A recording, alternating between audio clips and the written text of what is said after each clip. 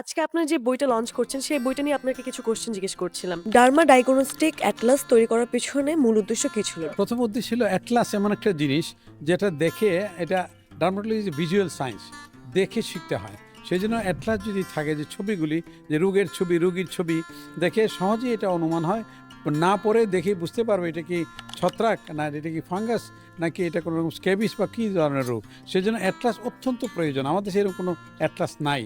সেই জন্য আমি এবং প্রফেসর হাসিব আমরা চিন্তা করলাম যে একটা অ্যাটলাস খুবই প্রয়োজন। আমরা বিদেশি অ্যাটলাসের যে ছবিগুলি দেখি এগুলি সাদা চামড়ার ছবি। আমাদের ইন্ডিয়ান স্কিন বা বাংলাদেশ স্কিন বা ইন্ডিয়ান বা আশেপাশের স্কিনের রঙটা অন্যরকম, রোগের ধরন অন্যরকম দেখা যায়। সেই জন্য আমাদের দেশে অ্যাটলাস খুবই প্রয়োজন।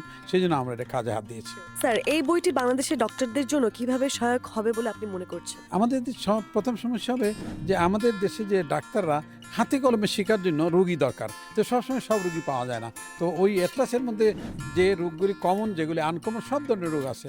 অতএব অতি সহজে অ্যাটলাস দেখে রোগী না দেখে অনেক কিছু ওরা বুঝতে পারে, অনুমান করতে পারে।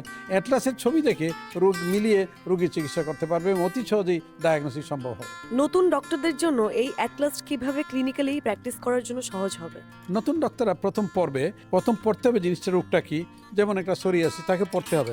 Mind was no I cannot see, অর্থাৎ মনে জানতে হবে সোরিয়াসিস একটা রোগ, সে জানে।